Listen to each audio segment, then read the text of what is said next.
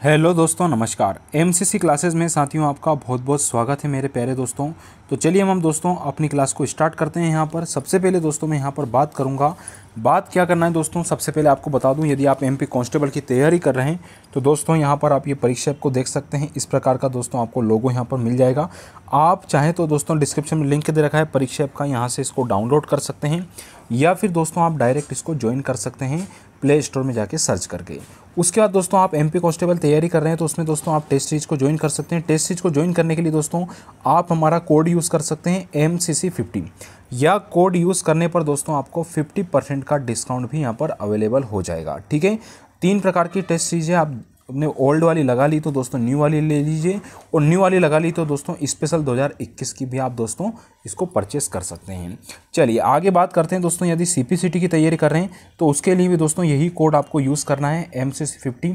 और दोस्तों आपको लगता है आप दोस्तों या SSC GD की अगर आप तैयारी कर रहे हैं तो SSC GD की तैयारी करें तो उसमें भी आप MCC50 कोड यूज़ कर सकते हैं। चलिए तो आगे बढ़ते हैं। गुड आफ्टरनून मेरे प्यारे प्यारे दोस्तों, जय माता दी सभी को। नमस्कार नमस्कार भैया। चलिए तो स्टार्ट करेंगे दोस्तों। लेक्चर एक छोटा सा होने वाला है, ये आपको स्टार्टिंग में यहाँ पर बता देता हूँ मैं। तो बात करते हैं दोस्तों, नयनार संत किसके उपासक थे, ये आपको बताना है। तो बताइए नयनार जो संत थे दोस्तों, यह किनके उपासक रहे हैं, बताइए जल्दी से आंसर। चलिए बहुत बढ़िया, वेरी गुड दोस्तों। तो नयनार संत दोस्तों किसके जो उपासक रहे हैं, तो यह उपासक रहे दोस्तों हमारे भगवान विष्णु के। याद रखना, भगवान विष्णु के दोस्तों यह उपासक रहे हैं। कौन? नयनार संत। तो नयनार संत दोस्तों किन भगवान के उपासक रहे हैं, तो भगवान शिव के दोस्तों उपासक रहे हैं। यानी कि आपका बी ऑप्शन यहाँ पर करेक्ट आंसर है। नेक्स्ट क्वेश्चन आता है हमारा कि परमाणु के नाभिक में उपस्थित होता है। तो परमाणु के नाभिक में क्या उपस्थित होता है, बताइए जल्दी से, क्या उपस्थित होगा दोस्तों? Proton, neutron, electron, neutron, proton, electron, या फिर इनमें से कोई नहीं।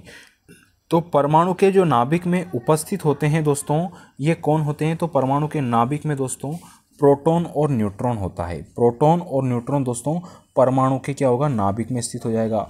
और दोस्तों इलेक्ट्रॉन जो रहता है ये इसके आसपास क्या लगाता रहता है, चक्कर लगाता रहता है। तो यह आपको यहाँ पर याद रखना है कि परमाणु के नाभिक में क्या क्या उपस्थित होगा। तो प्रोटॉन और न्यूट्रॉन दोस्तों परमाणु के नाभिक में स्थित होगा।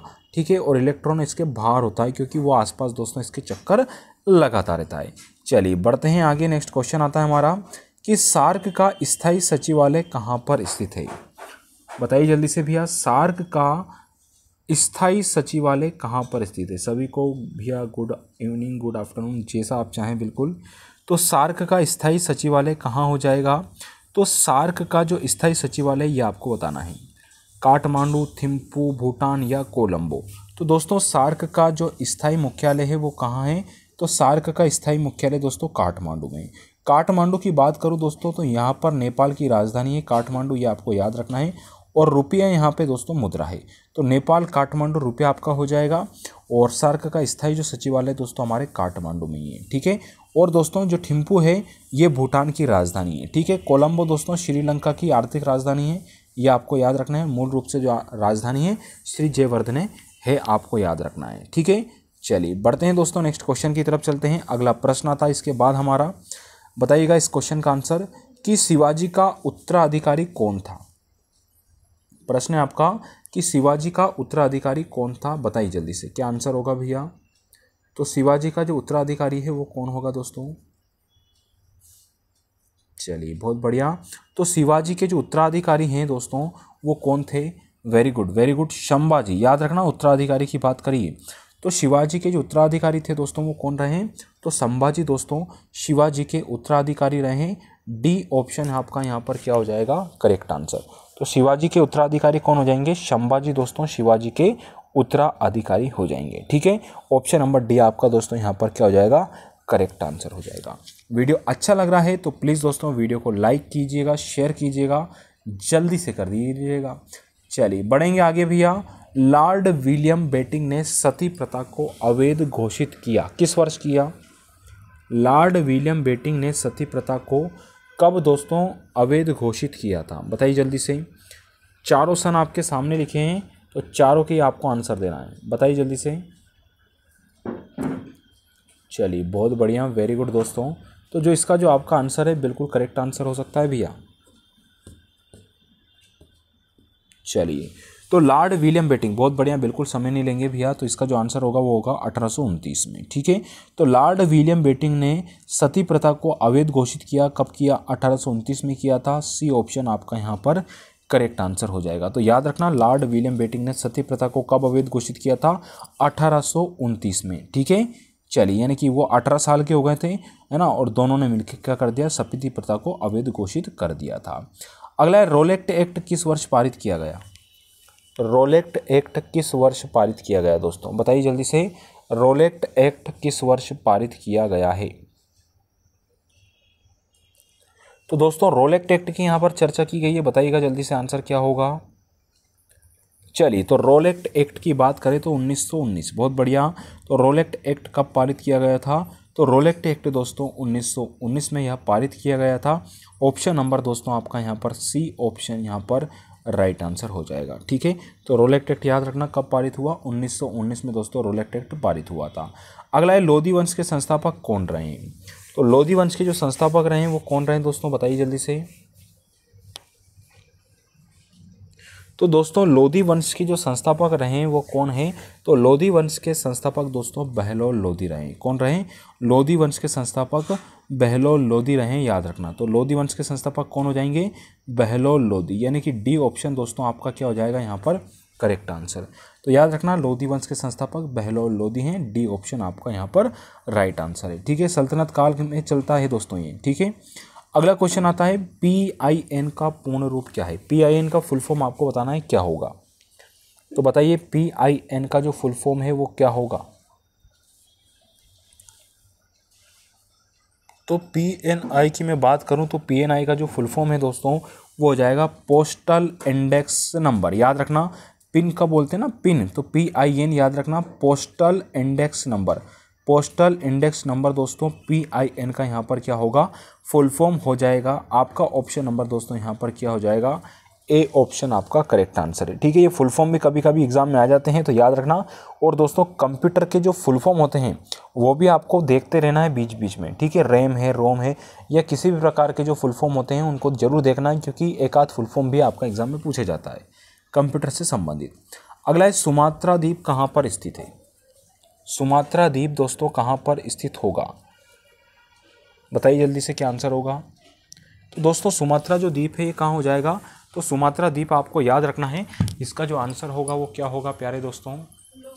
तो सुमात्रा द्वीप आपको याद रखना है, इसका जो आंसर है दोस्तों ये बिल्कुल करेक्ट आंसर है, इंडोनेशिया में।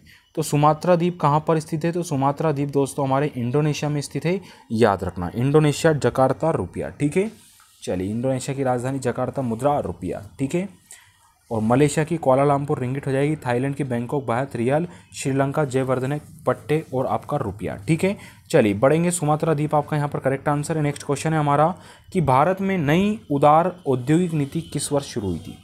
तो भारत में नई औद्योगिक उदार नीति जो शुरू हुई थी ये किस सन में हुई थी? तो औद्योगिक उदार नीति जो हुई थी दोस्तों 1991 में हुई थी। याद रखना दोस्तों, कब हुई थी? 1991 में। ऑप्शन नंबर डी आपका राइट आंसर होगा। तो भारत में नई उदार औद्योगिक नीति किस वर्ष शुरू हुई? तो दोस्तों ये 1991 में शुरू हुई थी। ठीक है, चलिए नेक्स्ट क्वेश्चन है हमारा, सूर्य की रोशनी को पृथ्वी तक पहुंचने में लगभग कितना समय लगता है? सूर्य की रोशनी को पृथ्वी तक पहुंचने में लगभग दोस्तों कितना समय लगता है? तो सूर्य की रोशनी को दोस्तों पृथ्वी तक जो पहुंचने में समय लगता है, बताइए जल्दी से क्या आंसर होगा भैया इसका। सूर्य से जो रोशनी आ रही है पृथ्वी तक, उसकी हमने चर्चा की है, तो वो जो आंसर होगा ना दोस्तों, ये आंसर आपका हो जाएगा 8.3 मिनट। कितना हो जाएगा? 8.3 मिनट, यानी कि बी ऑप्शन आपका यहाँ पर करेक्ट आंसर होगा। नेक्स्ट क्वेश्चन है, हाई डे स्पीच का युद्ध किन दो व्यक्तियों के बीच लड़ा गया था? तो हाई डे स्पीच का युद्ध दोस्तों किस वर्ष हुआ था ये आपको बताना है। तो बताइए जल्दी से किस वर्ष हुआ था, यानी कि किन किन के बीच में हुआ था? हाई डे स्पीच का युद्ध किन किन के बीच में हुआ था? तो हाई डे स्पीच का जो युद्ध हुआ था ना दोस्तों, ये सिकंदर और पोरस के बीच हुआ था। पोरस की लड़ाई भी इसको कहा जाता है। तो सिकंदर और पोरस के बीच में दोस्तों हाई डे स्पीच का युद्ध हुआ था। आपका ऑप्शन यहाँ पर क्या होगा? तो ऑप्शन हो जाएगा दोस्तों ए, यहाँ पर आपका राइट आंसर है। नेक्स्ट क्वेश्चन आता है हमारा इसके बाद कि प्रथम विश्व युद्ध की समय सीमा क्या है। प्रथम विश्व युद्ध की जो समय सीमा है वो क्या है। तो प्रथम विश्व युद्ध की जो समय सीमा रही है दोस्तों वो क्या रही है, तो वो रही है मेरे प्यारे दोस्तों 1914 से लेकर 1918 तक। तो प्रथम विश्व युद्ध किस से कब तक हुआ, तो 1914 से लेकर 1918 तक ये दोस्तों हुआ था। अगला है काबुई जनजाति का संबंध किस राज्य से। काबुई जो जनजाति है इसका संबंध दोस्तों किस राज्य से रहा है। तो काबुई जनजाति का जो संबंध रहा है दोस्तों ये किससे रहा है, तो ये रहा है दोस्तों कौन सी मतलब किस राज्य की जनजाति है, तो दोस्तों ये हमारे मणिपुर की राजधानी है। काबुई जनजाति दोस्तों हमारे किस राज्य की जनजाति है, तो दोस्तों मणिपुर राज्य की हमारी यह जनजाति हो जाएगी। बी ऑप्शन आपका राइट है। सविनय अवज्ञा आंदोलन कब शुरू हुआ था, बताइए। सविनय अवज्ञा आंदोलन दोस्तों किस वर्ष शुरू हुआ, तो सविनय अवज्ञा आंदोलन जो स्टार्ट हुआ था मेरे प्यारे दोस्तों यह 1930 में हुआ था। कब हुआ था, 1930 में। तो सविनय अवज्ञा आंदोलन की शुरुआत कब हुई थी, 1930 में दोस्तों सविनय अवज्ञा आंदोलन की स्थापना हुई थी। ठीक, आगे बढ़ेंगे। मुस्लिम लीग ने भारत विभाजन की मांग किस वर्ष करी थी। मुस्लिम लीग ने भारत विभाजन की मांग जो की थी यह किस वर्ष करी थी दोस्तों। तो मुस्लिम लीग ने भारत विभाजन की जो मांग करी थी ना भैया, ये कब कर दी थी इनने, तो 1940 में कर दी थी। कब कर दी थी, 1940 में दोस्तों, है ना, याद रखना कब, 1940 में। तो मुस्लिम लीग ने भारत विभाजन की मांग दोस्तों 1940 में यहाँ पर कर दी थी। अगला क्वेश्चन आता है हमारा कि राष्ट्रपति किस अनुच्छेद के तहत 2 एंग्लो इंडियन को लोकसभा में मनोनीत करते हैं। राष्ट्रपति किस अनुच्छेद के तहत 2 एंग्लो इंडियन को लोकसभा में मनोनीत करते हैं। तो दोस्तों किस अनुच्छेद के तहत करते हैं, तो दोस्तों एंग्लो इंडियन को, है ना, राष्ट्रपति 2 राज्यसभा में दोस्तों 2 को कर सकते हैं और राज्यसभा से 12 को कर सकते हैं। तो दोनों आपको याद रखना है। यहाँ पर लोकसभा के बारे में पूछा गया है कि लोकसभा का कौन सा अनुच्छेद कहता है दोस्तों, लोकसभा में ये कहता है 331 अनुच्छेद कि लोकसभा में से 2 सदस्यों को मनोनीत कर सकते हैं दोस्तों राष्ट्रपति महोदय। अगला है सर्वप्रथम कार्बोहाइड्रेट्स का पाचन कहाँ से शुरू होता है। तो सबसे पहले कार्बोहाइड्रेट का जो पाचन शुरू होता है ये कहाँ से होता है दोस्तों, तो सर्वप्रथम कार्बोहाइड्रेट का दोस्तों जो पाचन होता है शुरू, ये हमारे मुंह से होता है ना। कहाँ से होता है, मुंह से, यानी कि मुख से होगा। ऑप्शन नंबर डी आपका यहाँ पर राइट आंसर है। अगला है कृष्णा नदी का उद्गम स्थल कहाँ है। तो कृष्णा नदी का जो उद्गम स्थल है दोस्तों ये कहाँ से होता है, तो कृष्णा नदी का उद्गम स्थल दोस्तों महाबलेश्वर चोटी से है। कहाँ से होगा, महाबलेश्वर चोटी से होगा। तो कृष्णा नदी का उद्गम दोस्तों महाबलेश्वर चोटी से। ऑप्शन नंबर बी आपका यहाँ पर क्या हो जाएगा, करेक्ट आंसर आपका होगा। अगला है भारत का प्रथम परमाणु रिएक्टर कौन सा है। तो भारत का जो पहला परमाणु रिएक्टर रहा है दोस्तों उसका नाम आपको बताना है। तो भारत का पहला परमाणु रिएक्टर दोस्तों ये रहा है कौन सा, ये रहा है दोस्तों अप्सरा। कौन सा रहा है, अप्सरा, यानी कि सी ऑप्शन आपका यहाँ पर क्या हो जाएगा, करेक्ट आंसर हो जाएगा।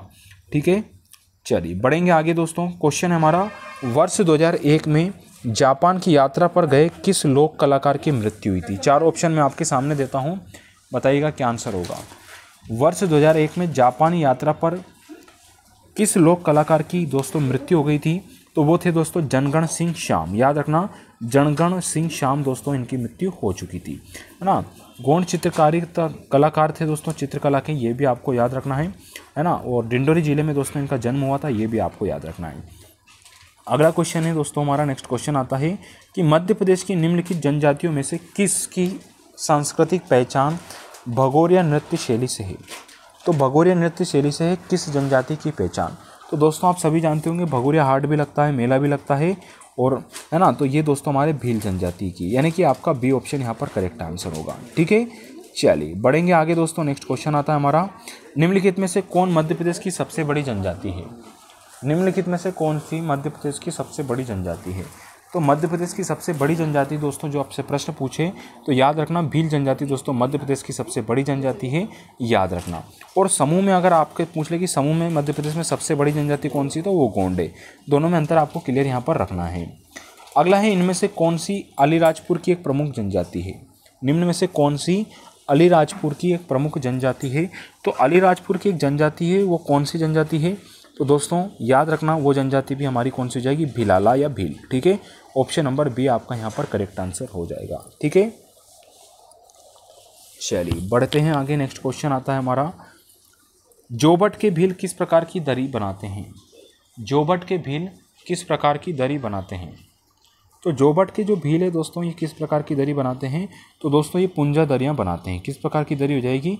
तो ऑप्शन नंबर डी आपका यहाँ पर क्या हो जाने वाला है? करेक्ट आंसर आपका हो जाएगा। नेक्स्ट क्वेश्चन आता है भैया हमारा। दोस्तों प्लीज़ वीडियो को लाइक और शेयर जरूर करें ना। आज के लिए इतना ही रहेगा लेक्चर आपका, छोटा सा लेक्चर हमने लिया है आज, ताकि कंटिन्यूटी बनी रहे दोस्तों आपके लिए। ठीक है, चलिए तो प्लीज़ दोस्तों इस चैनल को आपने सब्सक्राइब नहीं किया है तो इसको भी कर लें, और दोस्तों इस चैनल के आप टेलीग्राम चैनल से जुड़ सकते हैं। ठीक है, चलिए तो प्लीज़ वीडियो को शेयर जरूर करें, शेयर कीजिए, सपोर्ट कीजिए, और तारीख नोट कर लीजिए 8 जनवरी के अनुसार आपकी एग्ज़ाम की तैयारी चल रही है। ठीक है, चलिए बहुत बहुत धन्यवाद भैया, थैंक यू।